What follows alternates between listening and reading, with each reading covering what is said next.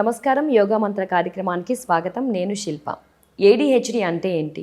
ADHD నివారణలో యోగా ఆసనాలు ఏ విధంగా ఉపయోగపడతాయి? ఎటువంటి ఆహారం తీసుకోవాలి అనే విషయాలు తెలియజేయడానికి మనతో పాటు ఉన్నారు ప్రముఖ యోగా గురు ఆర్ఆర్ ప్రసాద్ గారు. వారితో మాట్లాడి మరిన్ని వివరాలు తెలుసుకుందాం. నమస్తే సార్. నమస్తే అమ్మా. సార్ ముందుగా ఏడీహెచ్డీ అంటే ఏంటి? ఏడీహెచ్డీ అనేటటువంటిది attention deficit hyper activity disorder. ఇది చాలామంది పిల్లల్లో సుమారుగా 100 మందిలో 20 మంది పిల్లలు ఈ సమస్యతో బాధపడుతున్నారు. ఇది చాలామంది మొదట్లో గుర్తించరు.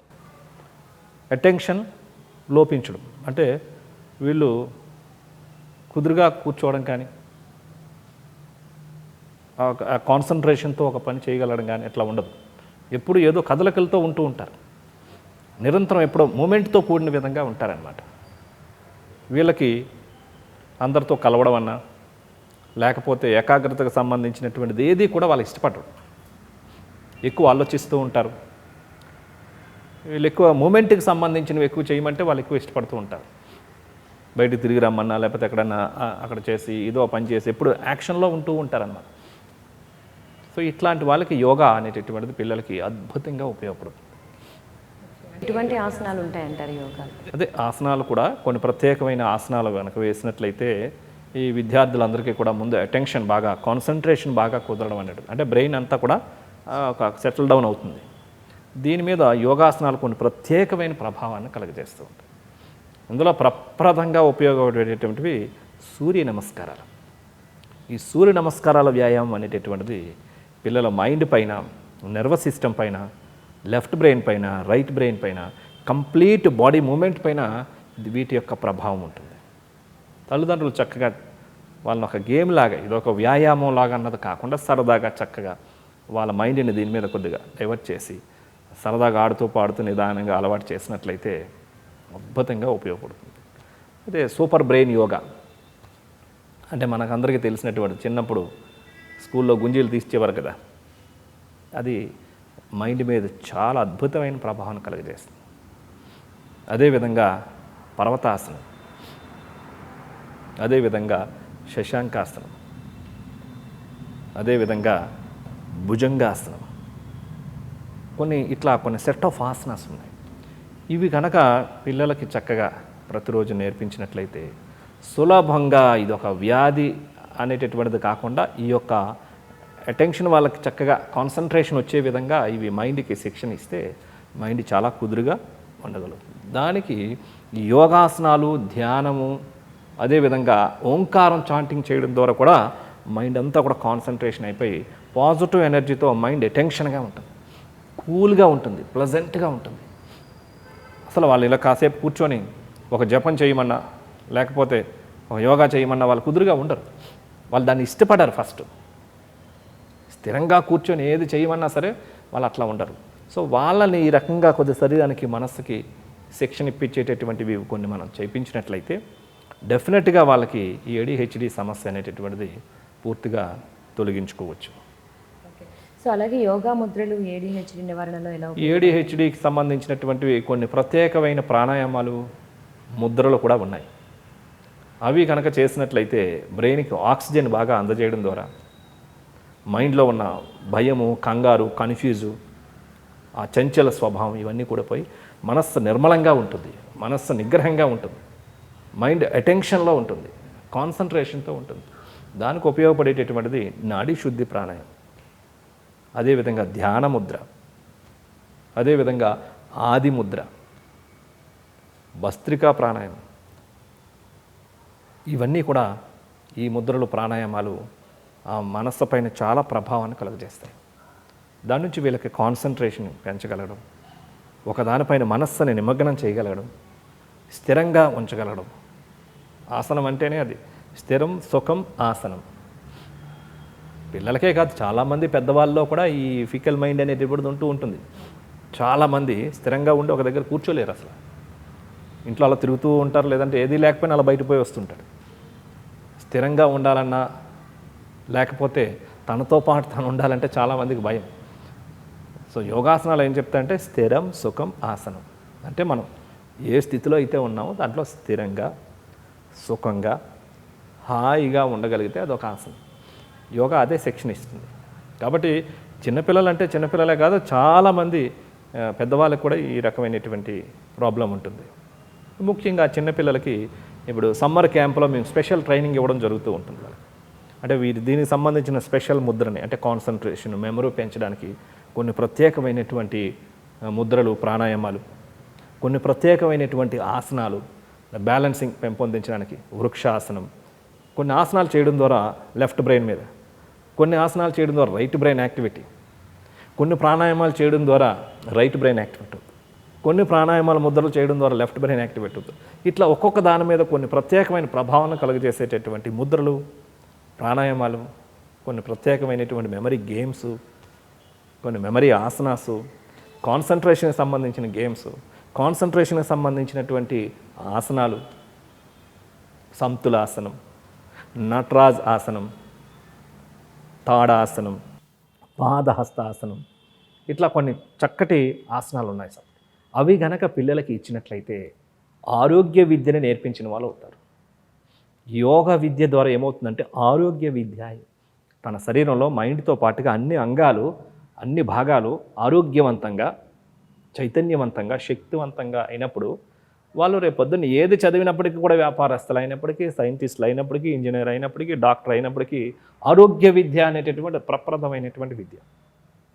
కాబట్టి తల్లిదండ్రులందరూ కూడా పిల్లల యొక్క నడవడికను అబ్జర్వ్ చేసి వాళ్ళకి ఏ రకమైనటువంటి ఇది ఉన్నదని చూసి దానికి సంబంధించినటువంటి ఇలాంటి ట్రైనింగ్స్ ఇప్పించినట్లయితే పిల్లల్లో ఒక రకమైన బాధ్యత స్టార్ట్ అవుతుంది. పిల్లల్లో ఒక రకమైన కాన్సన్ట్రేషన్ పెంపొందించదు. పిల్లల్లో ఒక రకమైనటువంటి లీడర్షిప్ క్వాలిటీస్ అనేటటువంటివి డెవలప్ అవుతూ ఉంటాయి. కాబట్టి children yoga art of life అని ఒక ప్రోగ్రామ్ ఉంటుంది.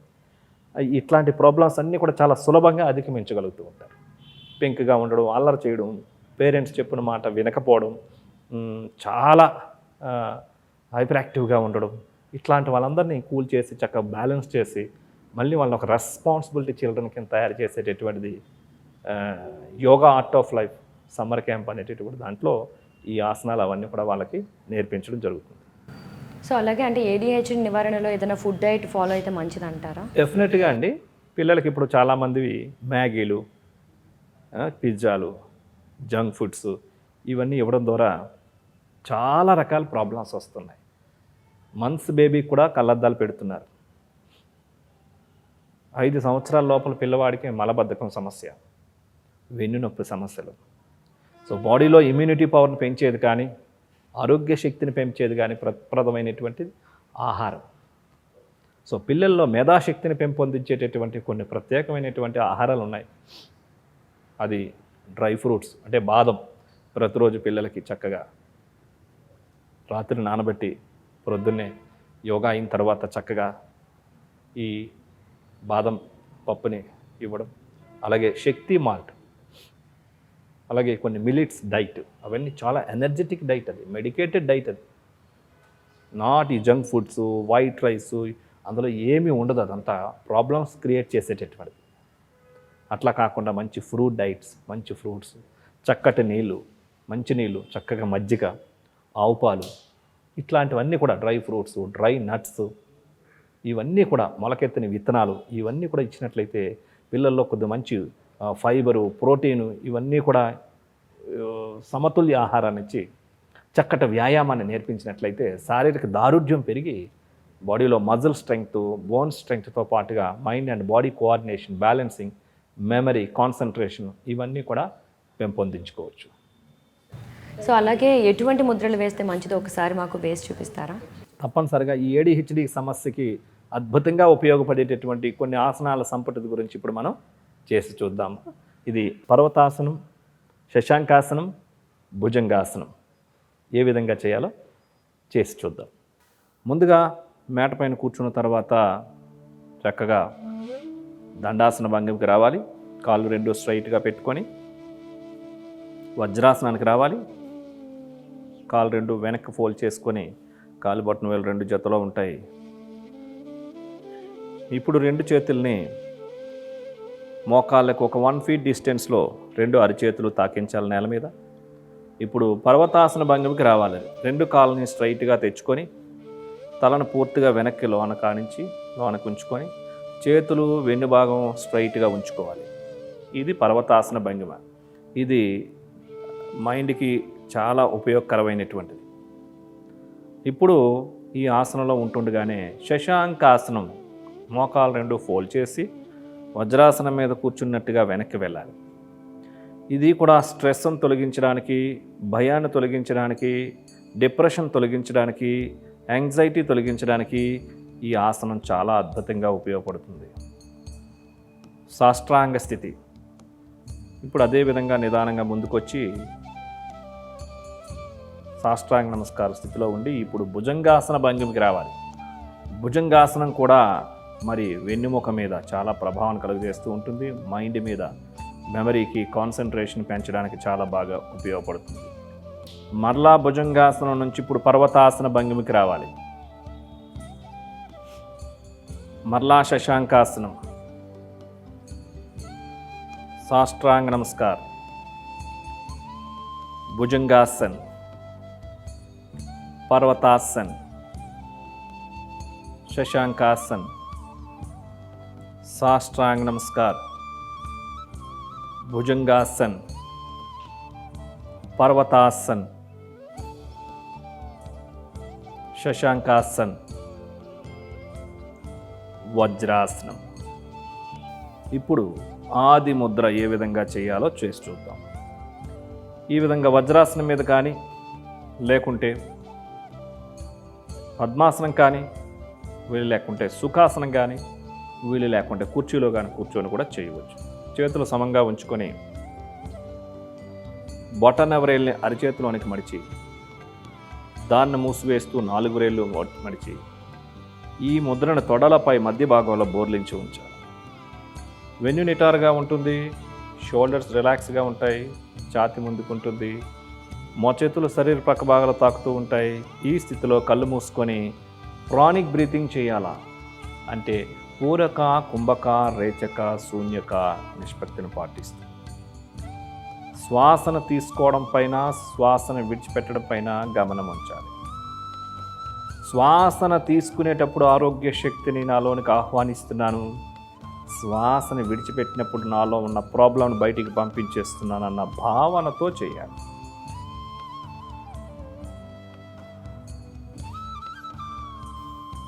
శ్వాసను విడిచిపెట్టిన తర్వాత ఆపాలి, కళ్ళు తెరిచి ముద్రను రిలీజ్ చేయాలి. ఈ ఆసనాలు కూడా యోగా గురువుల సలహాలతో, సూచనలతో వాళ్ళ ఆధ్వర్యంలోనే వేస్తే ఇంకా మంచిది. సో ఇది వాళ్ళ యోగా మంత్ర కార్యక్రమం. నమస్తే.